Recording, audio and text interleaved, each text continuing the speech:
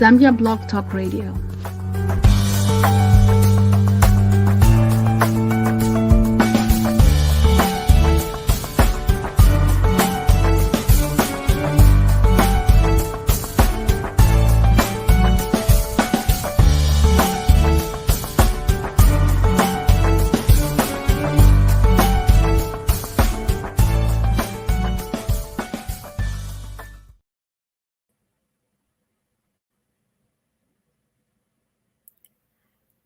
Hello, good morning, everybody. Thank you for joining us again for our second broadcast. You can tell we're a little bit late. Technology happens. Thank you very much. Today we have Samach Konkolo, and I'm not going to be very long in the introduction. I'm going to hand it over to her. We also have Cass here that we're going to discuss girl-child development, because we want our men, boys, the entire community to be involved into this. So without further ado, I'm just gonna go and hand this over to Sama.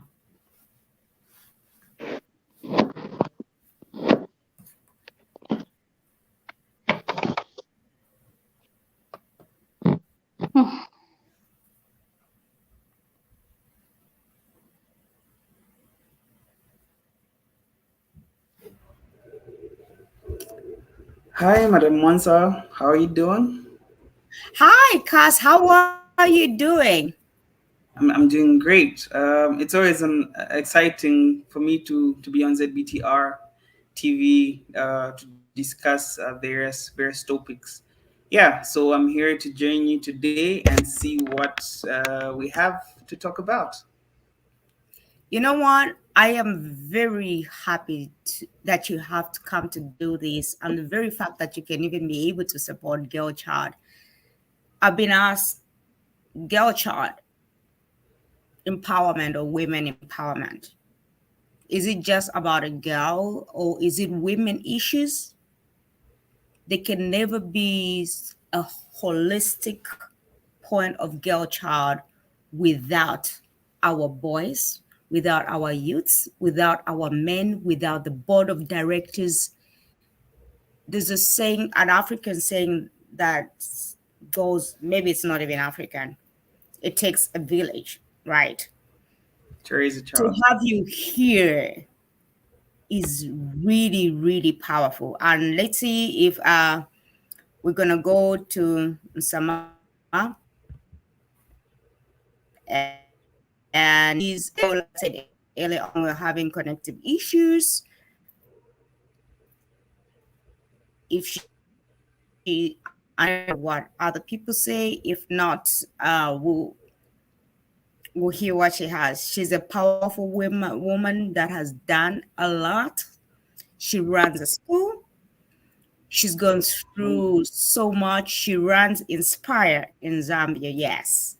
Not only does she do that, and Sama also runs a company where she teaches women how to be high-end, like helpers, like even maids, and she brings them in her house and she trains them. She is such a powerful woman to do that, and I didn't think of a better person to bring on the show to talk about girl child empowerment and women empowerment. So I'll see if I can connect to Nsama and just let her say. Hi, Mwansa, are you able to get me? The network is quite bad. Are you able to get me? Yes. You are able to get me? Yes. Okay. So as I've been introduced, my name is Nsamach Konkolo. I'm an educator. That means I'm a teacher by profession. I've done a BA in education. I've majored in English, and my minor is history. And I run a school from baby class to grade 7. And I do also like a mentoring program that I do with women. I call it a maid center. So I train them the etiquettes of cleaning the home, how to be a good, maid and stuff like that. So, and I'm a mother as well. Yeah, I think that's all about me. So I'm so excited. It's unfortunate that the network is a little bit, not okay. We've tried, but as long as you're able to hear me, that's not a problem. Thank you so much, Mon. Back to you.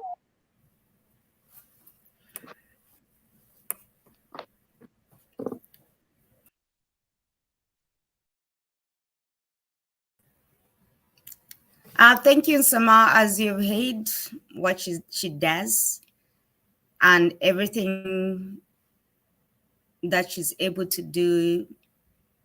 It's a lot. I've known Nsama since we're in our early 20s. I tell my youths, both my youths and my women and my young girls, never waste your 20s. Don't waste your 20s. Don't waste your 30s. Don't waste your 40s or your 50s. More importantly, don't waste any time, because you are called to do a lot of things. Miss Michelle Obama, in her book, The Light We Carry, we have to be intentional about our things.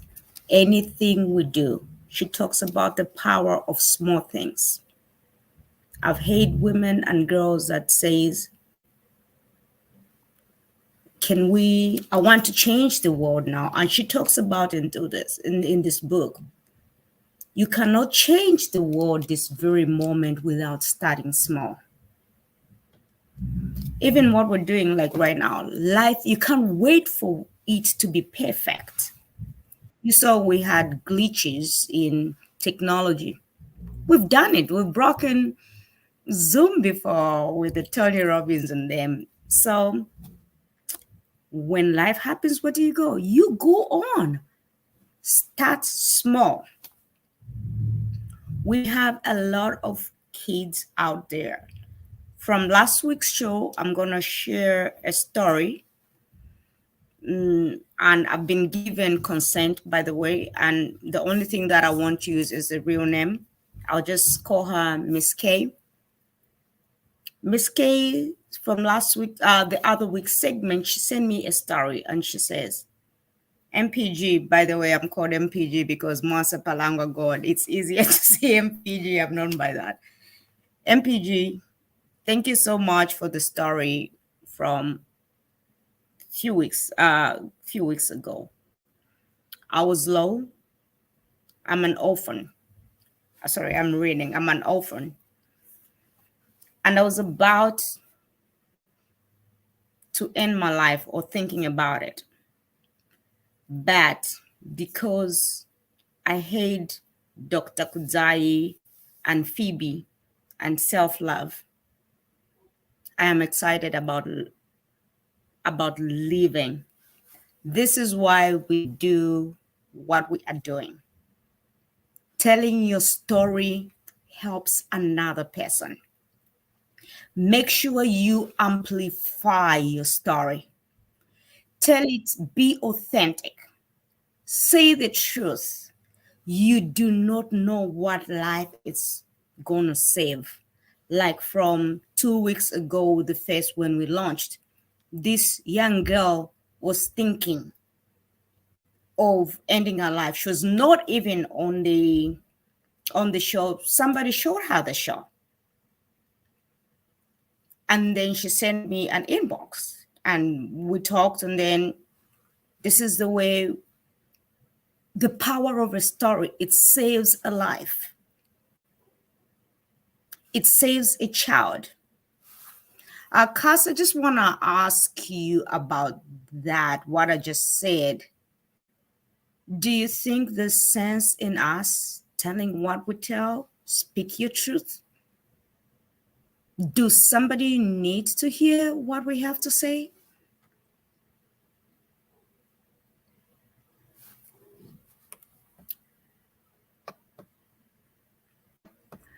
Sorry, I think I was Casting on you. mute. Mhm. Yeah, yeah.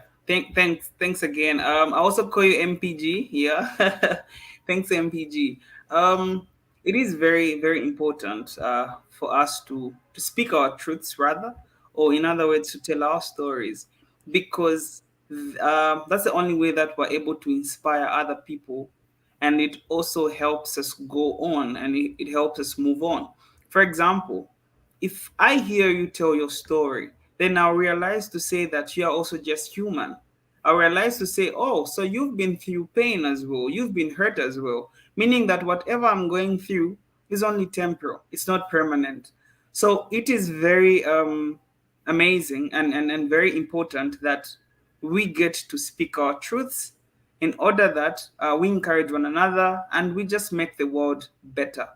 I feel it helps all of us understand that we're not saints, we're not angels, and we go through things, but life goes on. Yeah.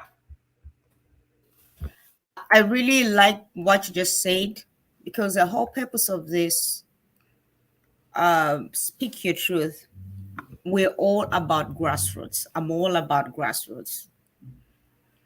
I know there's a lot happening in this space. I'm about networking, collaboration, but also about grassroots, teaching other young people in order that they can go even in schools. For instance, I just said, and I'll elaborate what I just said, the segment we have about a couple of weeks ago. Somebody didn't watch it, but they took it to somebody and showed them. And this somebody was able to do one person at a time and one child at a time, one mother at a time. I know sometimes, like I said, and I'm so happy that you're able to come here, because this segment, oh, it's a woman's thing. No, we can't do it as women alone. We're capable, don't get me wrong. But we need everybody. We need our brothers, we need our fathers, we need our uncles, we need our mothers in order to do this. And sometimes I might sound like a broken record, but as a leader, it's not about, oh, today, what is the new thing that I'm going to say? It's repetition, repetition, repetition. Transformation takes time. Even you hear me come here, you'll hear other people, teachers, and transformation is not just really about, that was good. Transformation is about mistakes and errors. Like even today, you guys were here, you saw us, it happened, technology happened. But what? We go on. One of my future my mentors who passed me, he saw rest in peace, Kobe Bryant. He would play, and I heard this not from him, but from an interview just that I listened from Jay. Apparently, he was having a conversation with the wife, and the wife asked, even when the doctors have said don't play, why do you go and play? And this was Kobe Bryant's answer. Say, you know what? Somebody has saved for that ticket. Somebody has dreamed to come and see Kobe Bryant. Somebody has dreamed, and maybe their destiny lies in watching me, and they'll be motivated. So, broken or not, for just that one person, I'm gonna go on that court and play. And guess what? When he goes to play, even when broken, he wins.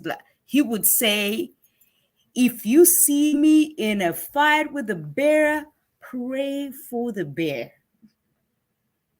Broken. So don't ever quit because this happens or that happens.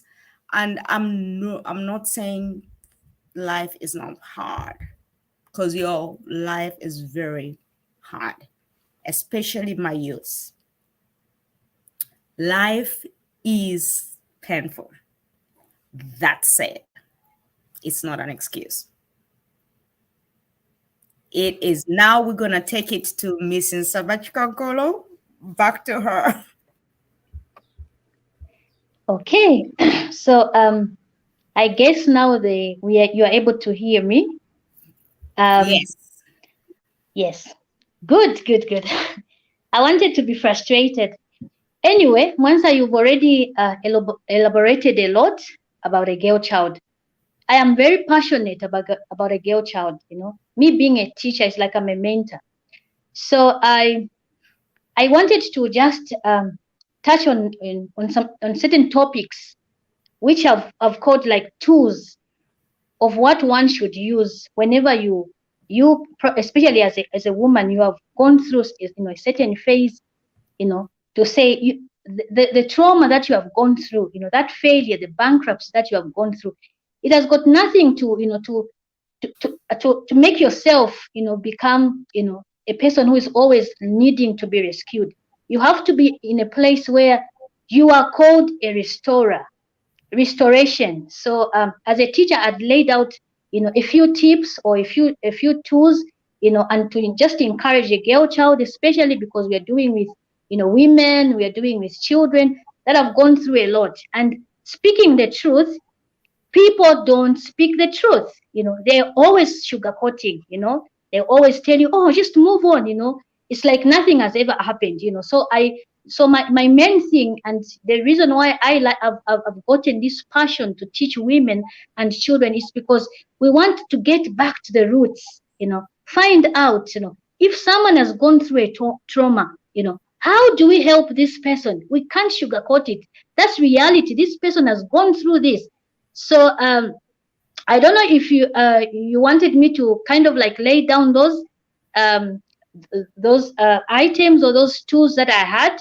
So I looked at peace, So in our sage, for mending, people's hearts, or looking at the truth, we need to speak to these women. We need to speak this to these children, to say, when you have gone through a certain phase in your life, it's not the time to be in a chaotic environment. You have to cut down certain things, and peace is the most important thing. I'll get back to the Bible that says, I leave the peace with you, the peace that surpasses human understanding. Because no matter what you're going to do, if you don't have the peace, you can't move on, or you can't do things that you want to do. You want to do. So I'm so passionate about this. And the other two that I looked at, which everybody is talking about, is you need to break that cycle. Most of the times, we, especially in the African context, we've got, whenever we don't sit down when we go through a trauma, we don't sit down and realize to say, look, where is this thing coming from? It's like a pattern, it's like a pattern. So we don't sit down, to ask ourselves what is going on, So for us to move on to the other stage, or to the other level, or to the place where we can be restorers, or we can be in a place of restoration, we have to break that cycle. Sometimes it's because we are so fast in doing things. We pursue things just from the outside, and we, even before we even think twice. Like once I will always say, what makes us, when we're going in a shop, we have to, we look at this shoe and we try so many shoes.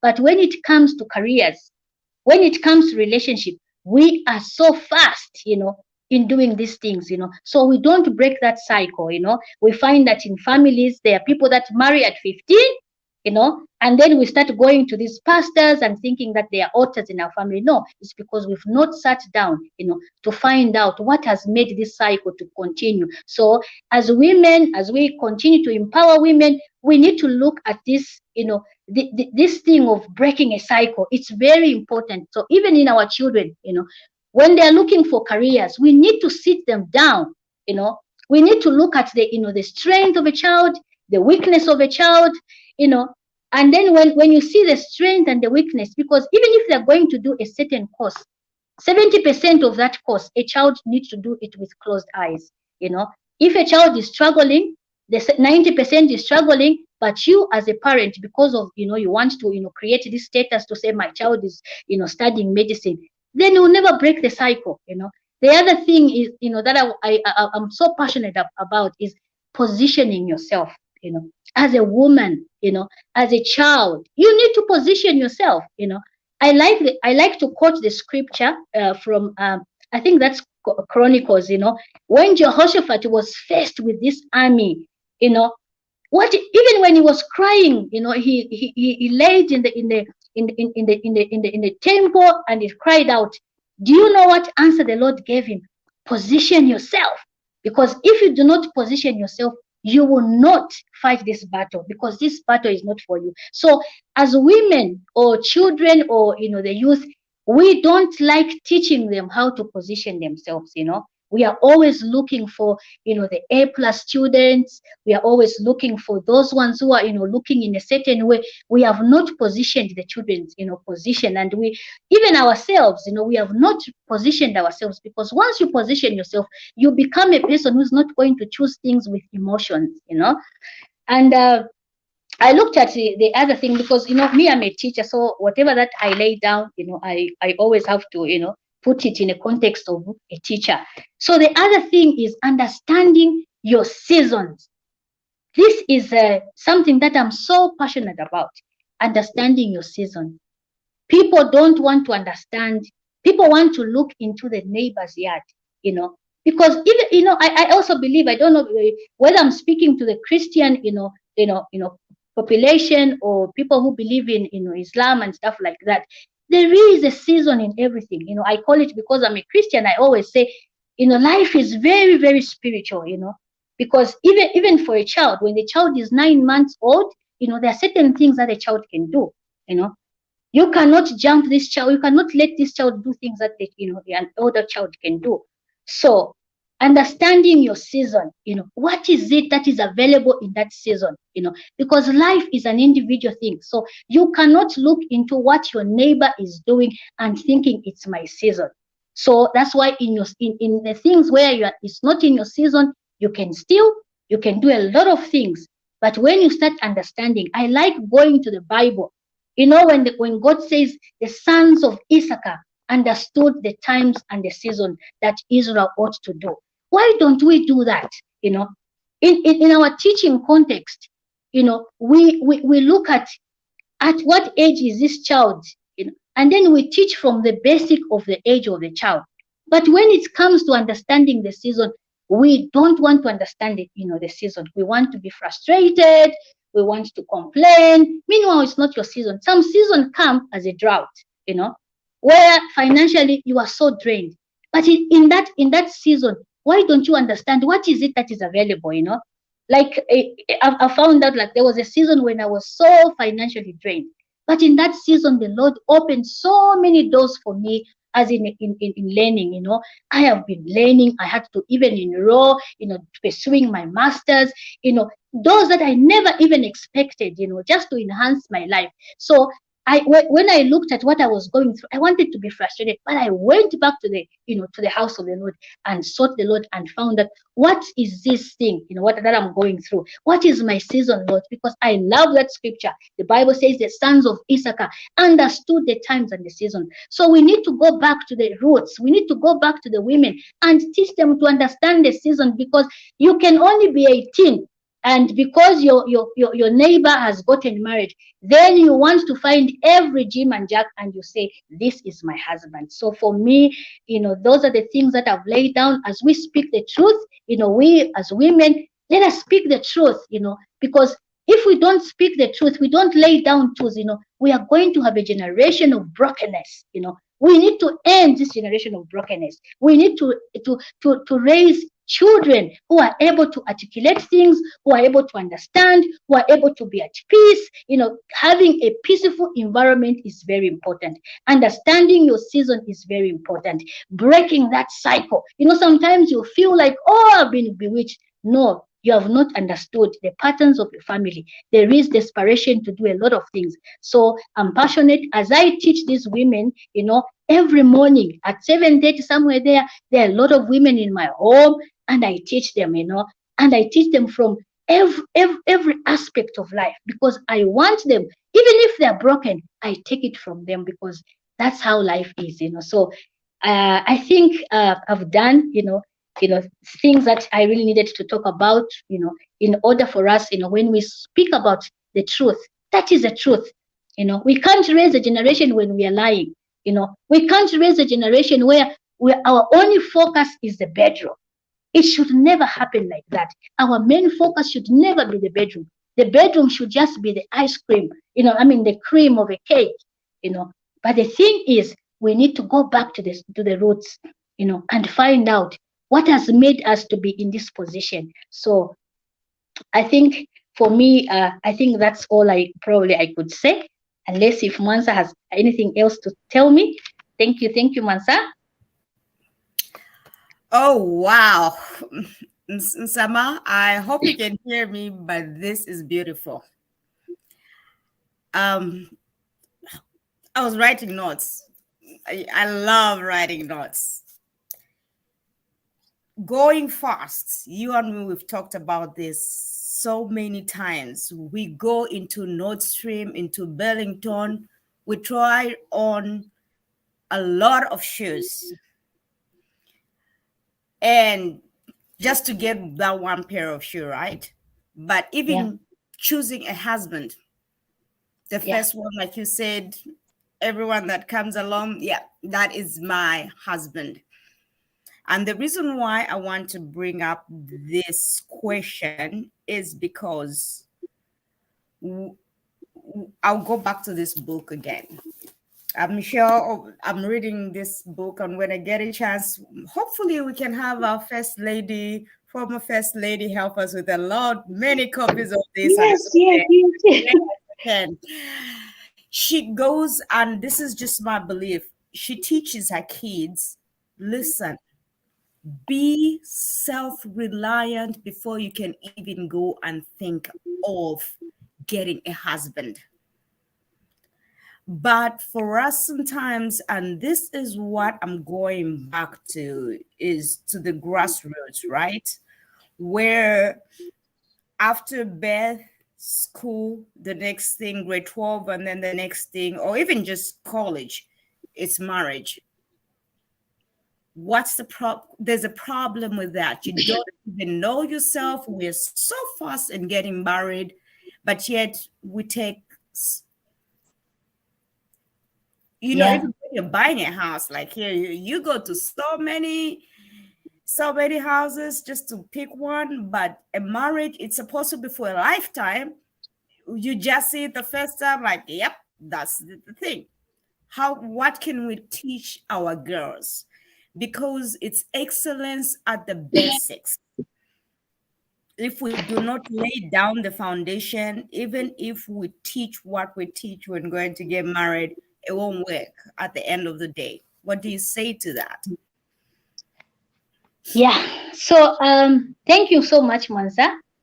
Yeah, I think with marriage, it's something that we always choose with closed eyes, just because someone is able to speak in certain way, just because someone is able to, call you, and you can speak for 4 hours, we are so much afraid, to do that. So even I'm going to throw it to us parents, So for me, actually, I've become very intentional, with my girls, because I've got girls, So I've become very intentional. I always joke with them to say, okay, when you are going to get married, I'm going to be like the spies in the Bible, before the Israelites crossed, Canaan land, they had to go and spy, they had to go and find out, why is it that it's so hard for us as parents? We don't want to go there and find out who is this person, You can even go and find out from the head teacher, even if this person has finished school 7-10 years ago, you can still find the record, So this is actually, the parents' problem, When a child brings that man, just because there's a Range Rover outside, just because this man is eloquent, just because this man has got cash, then you feel like this man is a redeemer. Because marriage is lifelong, It's something that breaks you down when it's when you go through a trauma of divorce, it's a scar that one, you actually you die with it. It's as such, in that process, if you find how to, you find the healing balm and stuff like that. So those are the things, the problem is us parents, that is the problem. And even the kids themselves, we are not sitting them down. I like it because, because I'm a teacher. So even in college, they tell you, like there's a condition that you always, the theory of Jean Piaget, is like a French a French psychologist, who says, there's developmental steps for a child, So there's like the sensory motor, when a child is small, there are things that even if as a teacher I scheme and I plan, there are certain things that I cannot scheme and plan because I'm dealing with a child with egocentric, So I can only, so those are the things, that we as parents, have brought a lot of problems because we've not sat down. We have not looked at the, the ethics. We have not looked at the strength of this child. We have not looked at the weakness of this child. And we have not looked at what this child is good at, Everything that we are doing is preparation or preparing that child for marriage, So once you do like that, even in your talk, you are preparing that child. So we must come out of it. Marriage, yes, it's nice, it's loving and everything, but it's not everything that one should always look forward to. There are other things, Let's look for the talent for this child. What can this child bring, for in society? Let's bring the etiquettes of this child, the strength, the weakness, the emotional skill of this child. It starts from the house. It starts from the, your home environment. Don't expect a teacher to do that. So that is a problem, Wansa. That is a very big problem. It's because as parents, we are doing things in a very passive way. We are allowing decisions that are long lasting. We make decisions that are long lasting in a very, very, short period of time. In a wink of an eye, you say yes. And then the child goes there. And then you create brokenness from a child to the grandchild to the next child. You create a brokenness, of society. There's no one to speak the truth. There's no one to tell the truth. All we are looking forward to is this child should get married, be it a boy or a girl. I think that's all I can say. Wow. You know what? Before I ask, Cass, can you, from a, what are you hearing? Thank you so much. I am hearing lots of things, lots of truths from once I hear. Yeah, especially the aspect of obviously settling down. It's like there's a written down procedure to say from this level it's that, then that. So then after college, you get married. Then after you get married, after a year or so, you have kids, you have this and that.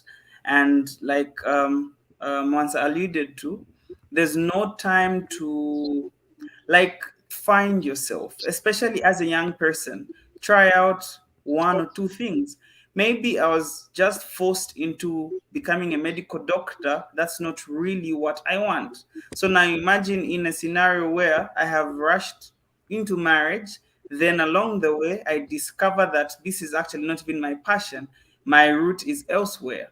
These are some of the things that lead to divorces and every other thing, but they are rarely talked about. Yeah. So that's really what I picked from what Mansa brought out. Thank you very much, Cass. And Sama, you just quickly, I know we're gonna wrap up. But I know we started late, but I'm gonna ask this of you and Sama. As a teacher, and you said something, even because it takes a village to raise a child. As a teacher, even like we're talking about parenting, we keep saying our kids just have to do this, this, and this, but we have to really change the narrative. And then you brought up something very powerful. We're very passive about it. we really don't want to get there because it's touchy. You get my point? But also, I want to go to take back to the school. It's in the house as is in the school. And right now we're talking about Zambia. Why our kids still being taught about Kenyan Pithekas and Zinjanthropus? Oh my goodness. I was joking actually, a month ago, a few weeks ago, I was joking to say, if I was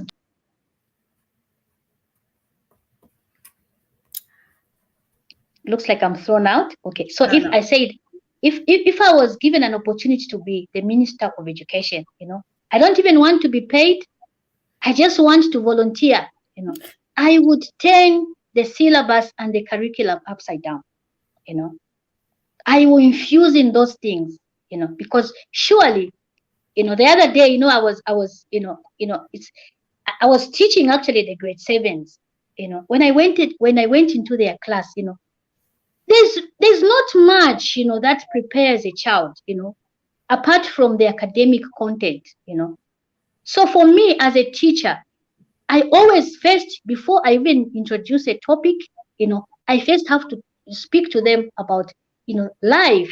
Understand? Do you how you do certain things? How do you navigate? Probably when you've lost a parent and stuff like that. So it's very sad that the curriculum is like this, because surely I remember when I was in school, quite an intelligent child, but I don't remember anything, even in physics, velocity, I don't remember anything, because now I'm running a business. I don't see those things, working out for me. In business, you can't bring velocity, on the table where there are no salaries. You have to make a plan, So actually, I am actually I'm looking forward to, because sometimes, the government would want people to apply. So I'm looking forward to a time when the government would say volunteers, because normally when you mention things to do with money, probably people will be reluctant and stuff like that. But our curriculum, needs to change, because surely it's academically content. There's nothing like the welfare of a child. And you find, like, even most of the schools, like, subjects like agriculture science, they've been taken out, they've been taken out. So for me, what I've done is I've like at the school, I've created like a small garden, where kids can go and, learn one or two things, because surely in life, things that help you are skills, not necessarily education, unless if you've chosen to say, okay, my career path is just to be a doctor or stuff like that. But if you're going to be in other professions, things that we learned even in school, Kenya Pithekas, I'm a teacher, I'm a teacher for history. So, you still learn about Bismarck, and the international alliances, those things, they should just come as, like a theory, where you learn and forget about it, but it's not something that, will make a child, do any other thing. So surely the curriculum is a sad curriculum. And we as, educators, we need to sit down, and commission a new curriculum that will involve the skills, that will involve, navigation of life. Because I'm sure you who lives in the States, I'm sure the kids are so exposed. Kids here in Zambia are very intelligent, but they are very limited because, it's curriculum based. Exams are curriculum based.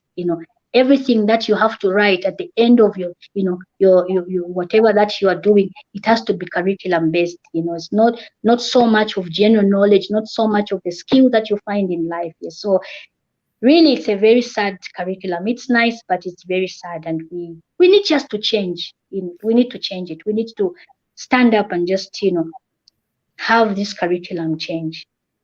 You know what? In some, I think it will make sure somehow one of these days you go and be that man. I will. One day. I'm not a politician. No. One day, I know, I'm just like, we need, really, that has to stop. I love history. I love the Zinjanthropuses and Kenyan Pithekas, but if that is the reason, some of the things that you're gonna test me up just to go to Unza and be number, no, let's change. before we end in summer, there's something that you do that is very powerful. You bring ladies from different, you run a company where you teach maids to clean and all this. And you bring them in your house. They come from many places, villages, and this is sometimes the first time to be in Lusaka, the first time to do what? And you do it with the little you have. You blessed my heart when you told me one time, Mwansa, my prayer is, Lord, may I never lack bread or tea in this house, so that when these women come, I can give them tea and bread while I'm teaching them. Can you tell us about this and the audience? Because that changed my life. Yeah, you see, there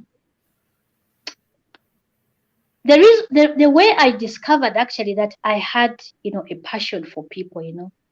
I went through a very, traumatic phase. I mean, we are speaking the truth, so we really don't need to hide, because at this particular moment, I found out the reason why I had to go through that divorce. It needed me to, it needed that, to make me, it needed me to discover who I am and understand, So I didn't see that passion because, in a marriage, you are always riding on someone's, faith, someone's popularity and stuff like that. And you rarely discover who you are, because all the time you are a missus, you understand, even when you go to visit, or probably you go to platforms, it's like you are just, happy that you are a missus to, intelligent people and stuff like that. So it took that, that phase to change who I am.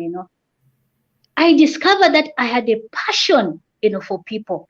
I love it. I mean, I have a good heart, but I discovered that I had a passion. And then I looked at, these maids, I looked at people who have maid centers and stuff like that. You see, when they are teaching them, they will just teach them, go clean and stuff like that. Yeah. But when they enter into a house, it's a different thing. Someone has to know about hygiene.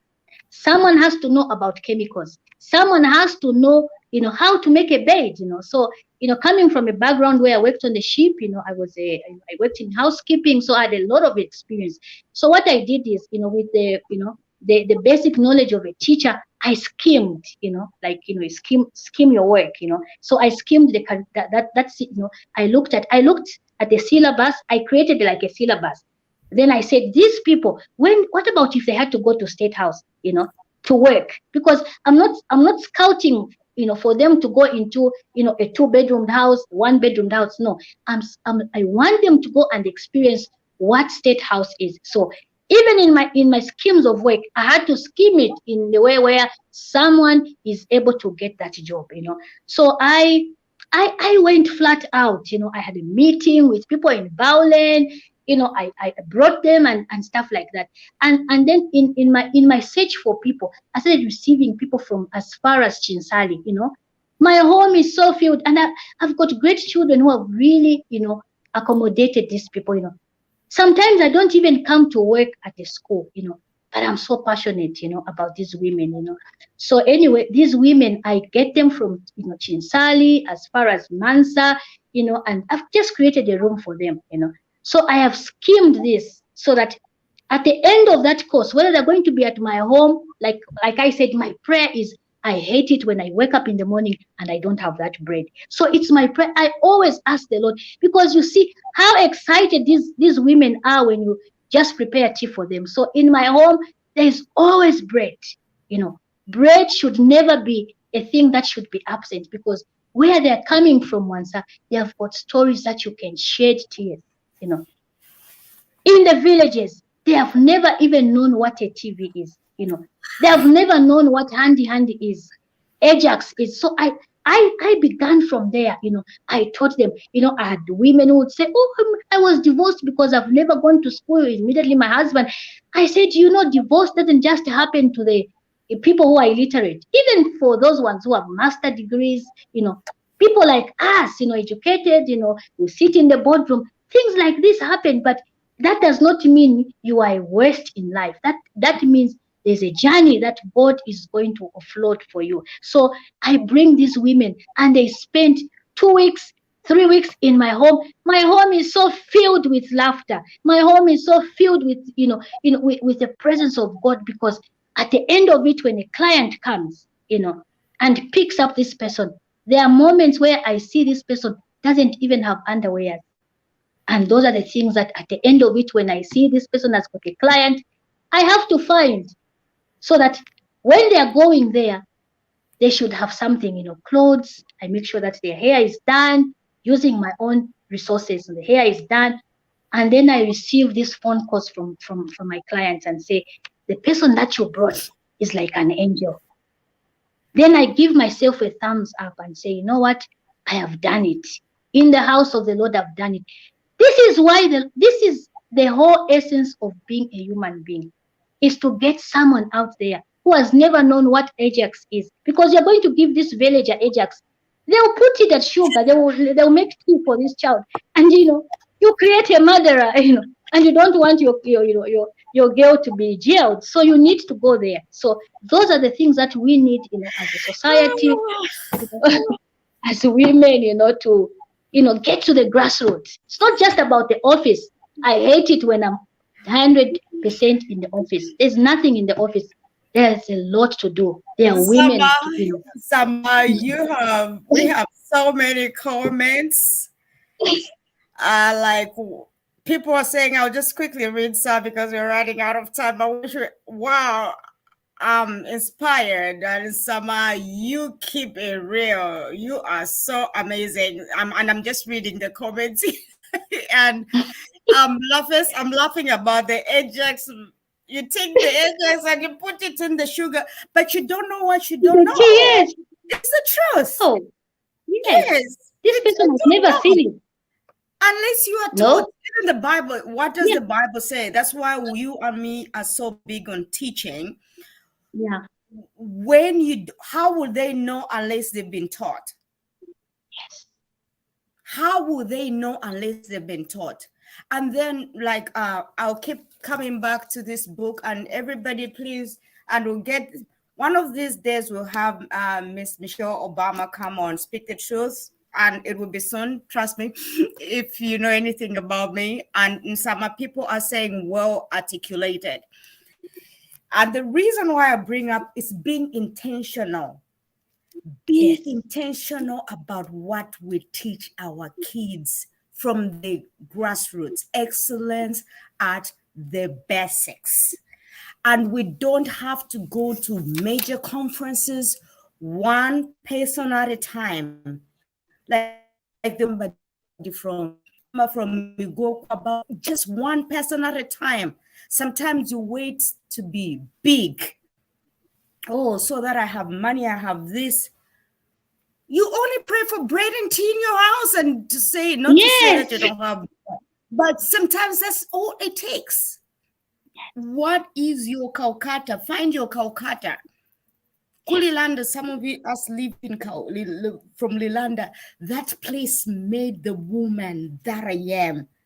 And I thank God through circumstances that took us there and the hardships, my dad passing away, everything, but that place made me with all the other people, and we have to be intentional. We have to be intentional as mothers. We have to be intentional as women. We have to be intentional as sisters. We have to be intentional as brothers. We have to be intentional as fathers. We have to be intentional as directors and as presidents, so that we change and we break the cycle. I'm just now reading what people are saying. We'll read it through. And Cass, is there a way we can even save this? Because it's a lot. But thank you, Sama. But before I go, and let me just say one, go to Cass quickly. Cass, what did you hear about this? And we'll end it with Sama, and we're going.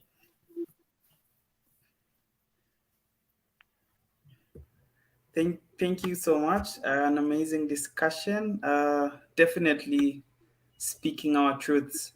No addition, no subtraction, but it's really been just amazing, and we need to change the way that we think, the way that we do certain things are done, from the education side of things to how certain steps are programmed.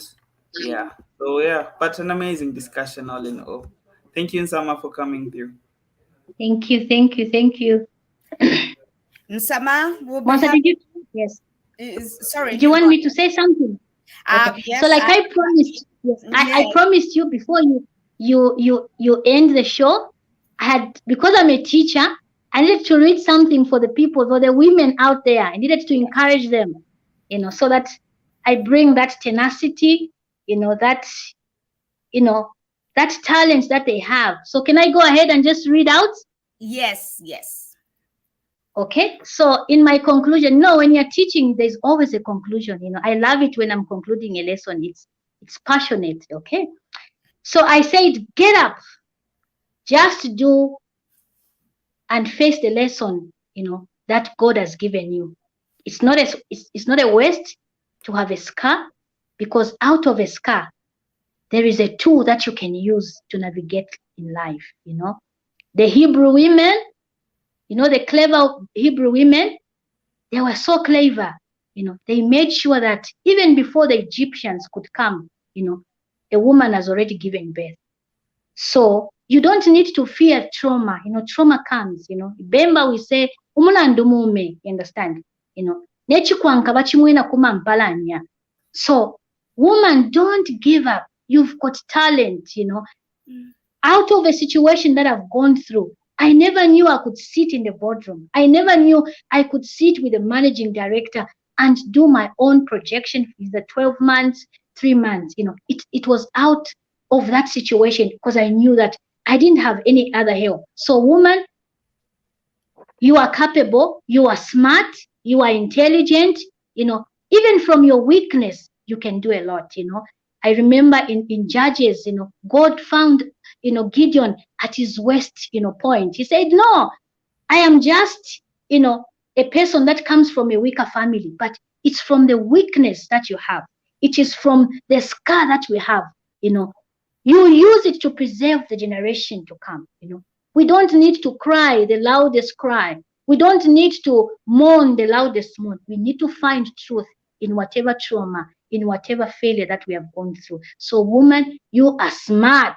You have the tenacity. You have the capabilities.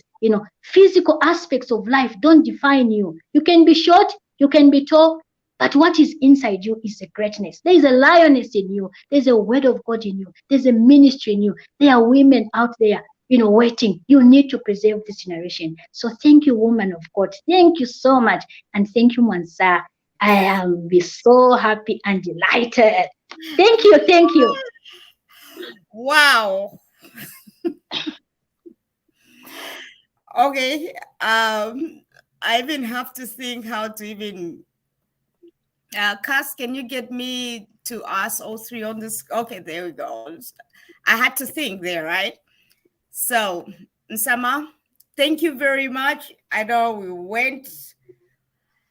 we're going to read through this, and thank you everybody for being so active, for listening in, and we thank you, Nsama. You have blessed a lot of people. You blessed me. We can't wait to have you back because you are a powerhouse. You've got a lots to share. I listen to you almost every day, and I'm just there like, huh? What did you say again? Can you write that down for me so that I can learn it? I thank you so much. I thank you, Cass, and I thank you, Zambia Broadcast Radio, and we're coming to an end. This is it, and we're going. God bless you. There's nothing I can say. She's spoken it all, right? Thank you. Thank you. Bye-bye. Bye-bye. See you. Bye-bye. Bye, everyone. Love you too, Musa. Thank you. Zambia Blog Talk Radio.